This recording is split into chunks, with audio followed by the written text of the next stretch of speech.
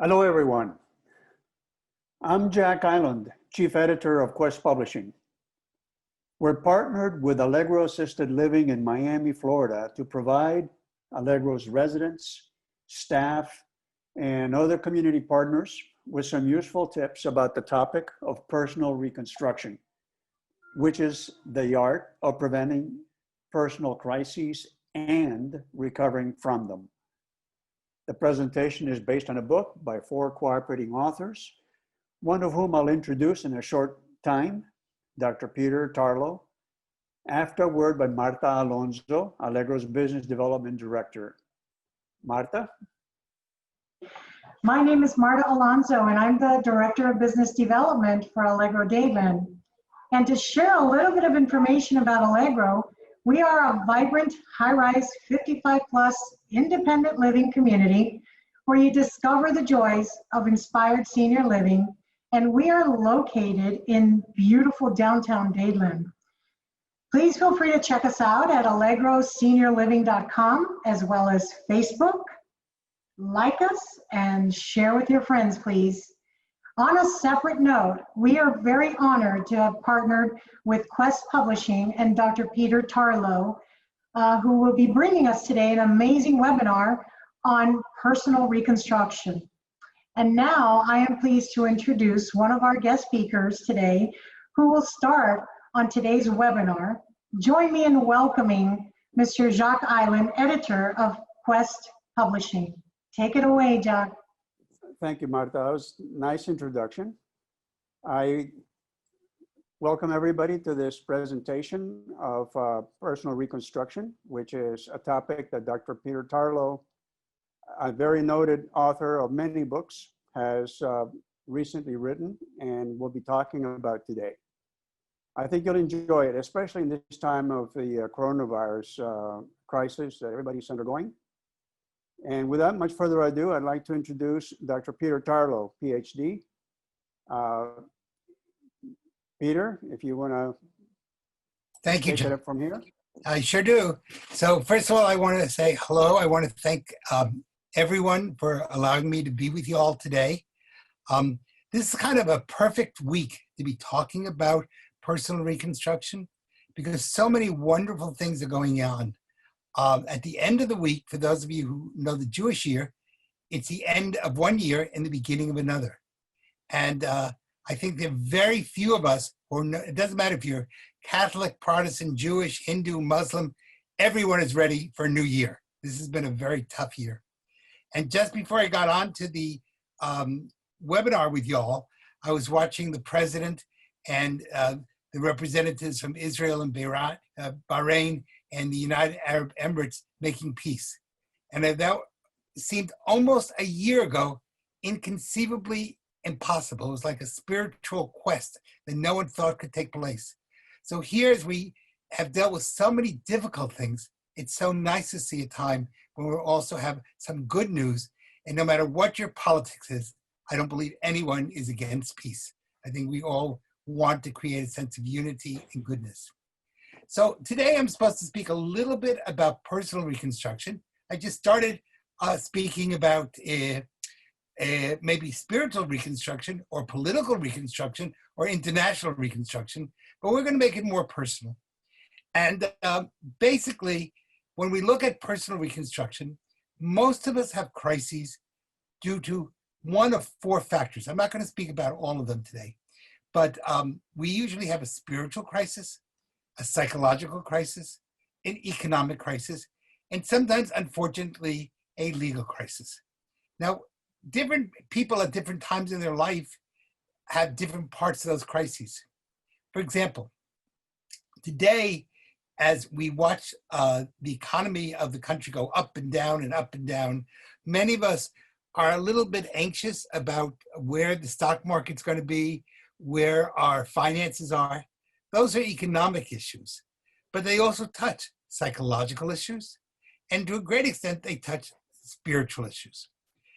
As I was thinking about how I could get a lot of information in a very short time, I thought, let me concentrate specifically on the spiritual because it takes in the other 3 aspects, and therefore it allows us to begin to create a sense of spiritual wellness.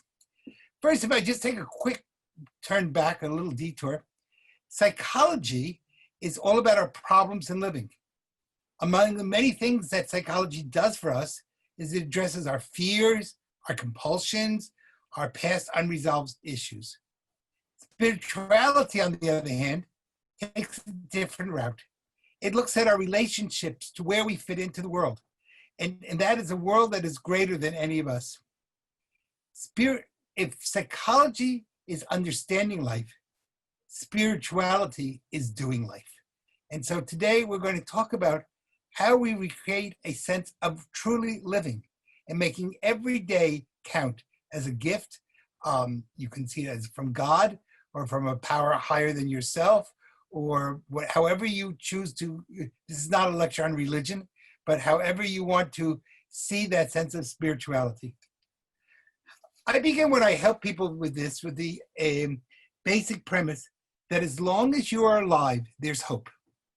And that as long as you're alive, every single day can have something of benefit to the entire world. I work under the assumption also that while yes, we can divide ourselves by gender, ethnicity, culture, religions, in the reality, human beings have much more in common than we have that differentiates us. Thus, spirituality addresses such things as how do we handle our money? And what does money say about the way we see ourselves in the world? What are our views when it comes to reflecting rules? How do we live with those rules? Right now, we're going through the issue of wear a mask, don't wear a mask. What are the rules from wearing a mask?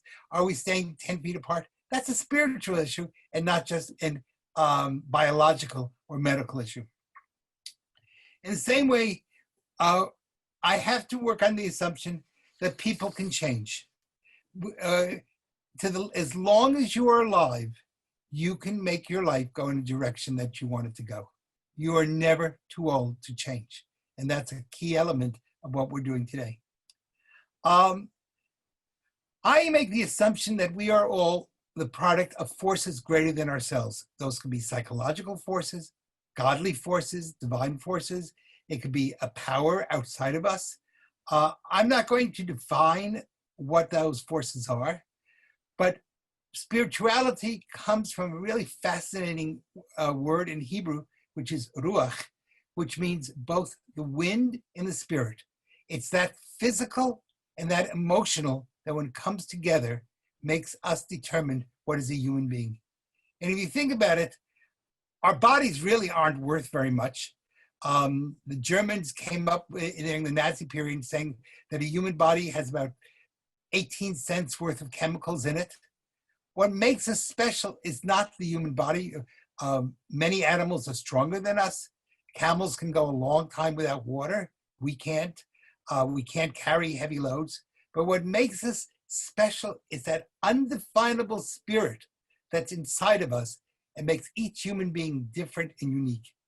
And so when we do that, that really becomes it. How do we begin? Well, the first thing I like to suggest is that we take a personal inventory of ourselves. We want to ask ourselves such questions as, do I see myself as the center of the world? Or do I exist for a purpose beyond who I am? And that doesn't matter if you're 5, 50, or 95. We all have a purpose that we can be thinking about. Do I see my relationships with others as obligations or as opportunities? That's the second part of taking an inventory. Thirdly, do we use who we are in a sense of ethics and on how we do business, how we handle money, how we play a game of cards, how we play a game of badminton or shuffleboard? Each one of those tells us something, again, about ourselves. So in order to be successful in living, we first have to understand who we are. Do we relish life? Do we get the most out of each day? Or do we waste a day of life? How passionate are we about our work, our family, our friends, significant others? And when I say work, I don't mean just going out and getting a job. Work can be drawing a picture. It can be playing cards. Any of those things are part of who we are, and it talks about it. Now, I like very much sometimes to use Hebrew terminology because it's sometimes a little bit better than English. In the English word for sin, the Hebrew word for sin is chet. It means think of it as a big target and you miss the target. That's a sin. It's when you're aiming for something and you don't get there. And think through, how often do we miss opportunities each day? Do we miss an opportunity to be a little bit kinder to somebody, a little bit nicer? Are we sorry at the end of the day when we regret, I could have smiled and I didn't. I could have taken this issue, whatever it is, and not made a big deal out of it, and I chose to make a big deal out of it. Those are missed opportunities. Do we miss our mark because of false pride? Or are we alienating others because we are afraid to admit our own faults? There are lots of ways to spirituality then. One way could be through prayer. Another way could be through our art, our music, our writing, our dealing with friends and colleagues. Another way, and interestingly enough, is when we study it psychologically and spiritually, is through listening. And most of us are really good speakers, including me. On the other hand, most of us are not such good listeners. I like to tell people all the time, God gave us 2 ears and 1 mouth because we should listen twice as much as we talk. That's a hard thing for any of us, including me, to remember. That means we have to listen to our inner voice. Think about what obstacles make us problematic. For example, is there too much noise in our life? And I don't mean just noise from a truck going down the street. Do we create so many chaoses that we don't hear? Are we afraid of being in a moment of quiet? Do we not listen because we're impatient? Are we fearful of change? Are we fearful of being unworthy? Are we fear to hear the answers to the questions I just asked? All of that is making yourself really a success in life. And that means noticing the world. The other part is looking around. How often do we walk through a hall, see a friend, go to a movie, read a book, and it's different the second time? We didn't notice half the stuff. So that means we need to ask ourselves lots of questions. Why did I wake this morning? One of the great miracles of life is if you study the biology of the human being, we're basically dead as we're sleeping. And yet each morning we come back to life and our organs start to operate again. Through most of our sleep, we're blind. And yet when we open our eyes, we can see. Are we smart enough to appreciate the fact that every day that we're above ground is a miracle, is a day to celebrate and a day to make things great? Are we entitled to love? Or are we asking too much? And if we are entitled to love, what do we do to earn that goal? How do we see it? How often do we see our loved ones smile? We're really good at sometimes seeing a little child smile, but how often do we see the person who's pain or ourselves smile or realize that, wow, we can make life really wonderful just by our own actions? So because I don't have a lot of time, I thought, gee, as it's a time of really this September, October, are really times when the world starts again, I'm going to give you guys, share with you, I made up 10 commandments of what I call reconstructive spirituality. Things that if you follow those commandments, it's like I teach in a medical school, so it's kind of like a prescription, except you don't have to take the medicine, you just have to listen and do it. So the first commandment, my first suggestion is, don't say you're sorry, be sorry. In other words, talk less, do more. So if you really feel that you regret something you did, you know what? Tell that person, but do something to make it up. Secondly, lots of people tell me that they have lots of faith, but if you don't turn the faith into practice, it's not really faith. So therefore, you got to actually practice. Wisdom does not come with an expiration date. In other words, it doesn't say, okay, at age 65, I shut my wisdom off.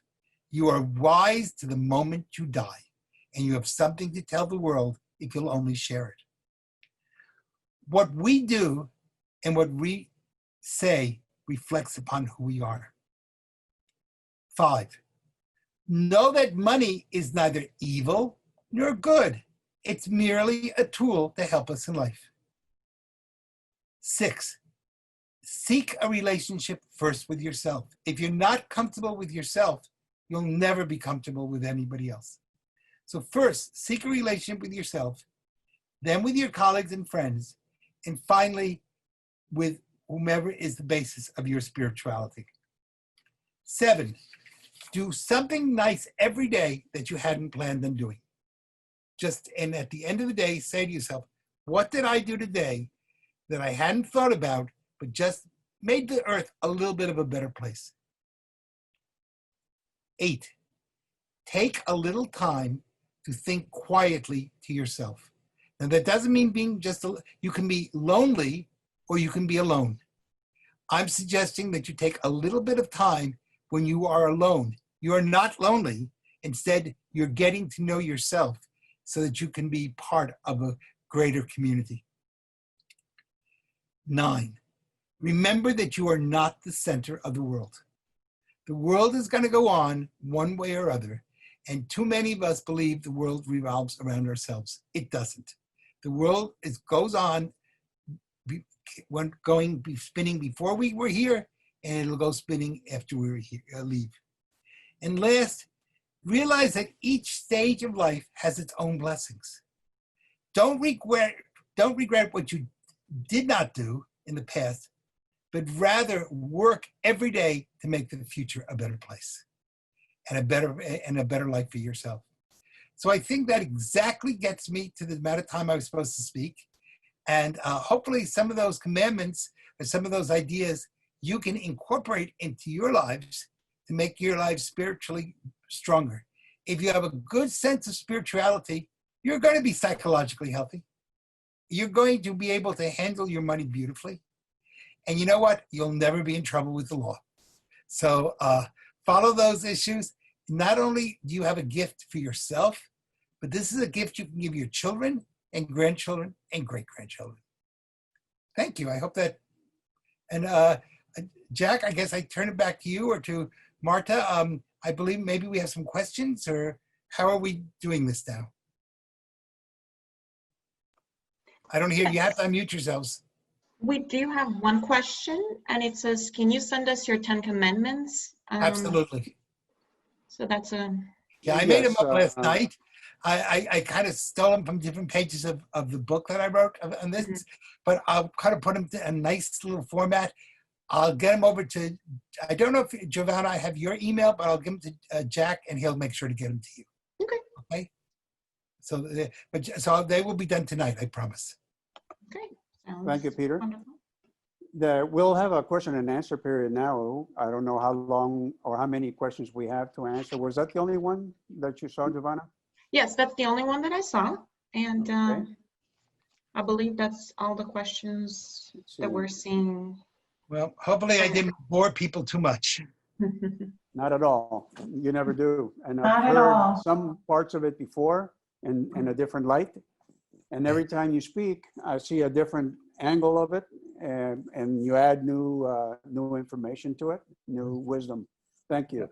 Well, thank you. You know, I think this is important for people to realize no matter how old you are, you have something to add to the world.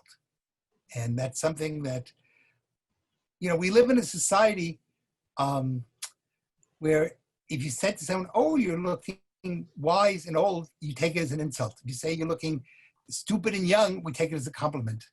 We need to really learn to honor people from every generation. And every generation is really a beautiful generation. Okay, also we have another question, and yes, we do. And the question is, do we have a Spanish version of the book, Peter? No, but we have spoken about that. And I think that if we see there's a demand, I personally, though I'm fluent in Spanish and I could do this whole thing again perfectly in Spanish, I don't have the time to sit and, you know, translate my own work. but Peter, maybe I if can there's a get to that. demand, then Quest might be willing to help on that. Let me address that one. Yes. We have had plans, and we haven't started, but we soon will translate this book and one other to Spanish and other languages. But Spanish is the next language. Portuguese as well. All the languages that are widely spoken throughout the world down the road, but first will be Spanish.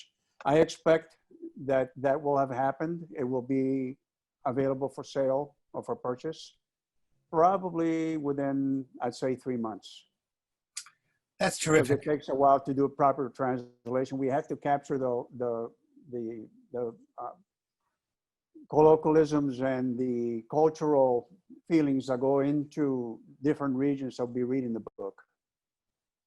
Yeah. So we'll yeah. we'll try to capture an international flavor Yeah, to it. it's- So it'll be widely read throughout Latin America and in Europe. Yeah, you have to make sure that in Spanish, it's a standard Spanish Oh, yes. versus any, Well, you know, you all are more dominated by Cuban Spanish. I live in Texas and I work with the police in Mexico. So my Spanish is Central American and Mexican Spanish. Obviously, we understand each other perfectly well, but there are sometimes little twists of phrases or words that you use in one Yes. country or not in another country. And you got to be a little bit careful about that. I totally agree. Totally agree. absolutely.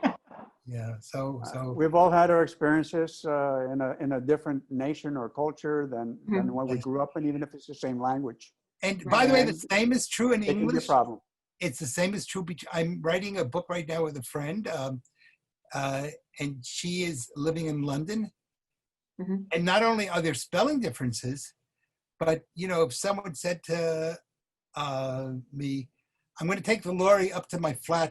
Could you give me what's the word? Could you give me a fag?" That would have a really strange sound in English, but they were saying, "I'm taking the truck to my apartment and I need a cigarette." So, and that's pure, perfect British English. So, Well, you know what I learned, Dr. Tarlow, that I'm obviously from Cuba, yes. and my grandparents on my father's side, they used to call the water that comes out of the faucet a pluma.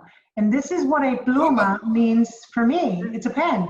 Yes, I So know. even in Cuba, depending on where you're from, if you're from the Havana and if you're from this Camagüey or wherever you're at, I mean, the rocking chair is called un balance. And, Yeah, you know, that makes sense. So, my grandparents were talking to me and I had no clue what they were talking about. yeah. So even within our own country, there's different ways of saying things. No, So, I teach. I've taught for many years at the medical school in Havana, and I will say that in the upper, in the university level, everyone uses, at least with me, a very standard Spanish. They don't use a little localism, so they make sure that I understand everything they're saying. right. Maybe that's because they're also medical people and PhDs. Yeah. Yeah, the Spanish in Cuba is really quite good. The people, Yes. it's really. I thought I'd have trouble understanding it, and no trouble at all. People speak very, very good Spanish. Okay. I want to thank you all. This is let's hope that I'm going to wish everybody, all my Christian friends are saying the same thing. Thank God a year is coming to an end. So I want to wish everybody a very happy 5781. Let's hope it's a year of peace, prosperity, and wellness. Let's hope Because I so. think we all need a new year, no matter what culture, what faith, what religion you are. It's time for a new year. I think everyone will be very happy to say goodbye to 2020. Yes, I agree.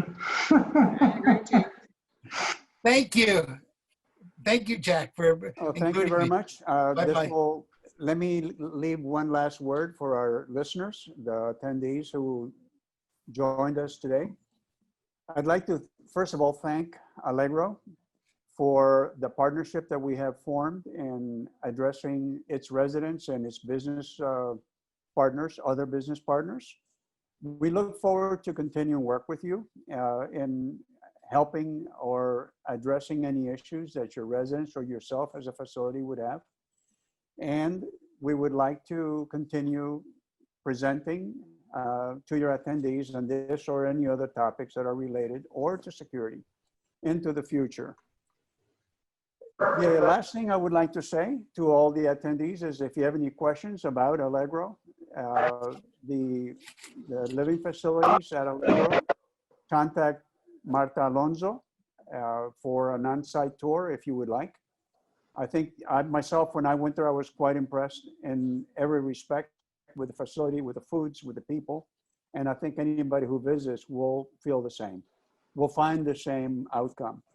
Again, thank you. Marta, if you'd like to say any last word, I will turn the floor over to And you. I want to thank you, Jack, and I want to thank Dr. Tarlow and of course Giovanna for helping us with the actual presentation and the setup. And I thank you. I thank you all very much for joining, partnership with us. And yes, we will definitely continue to work together in the very near future.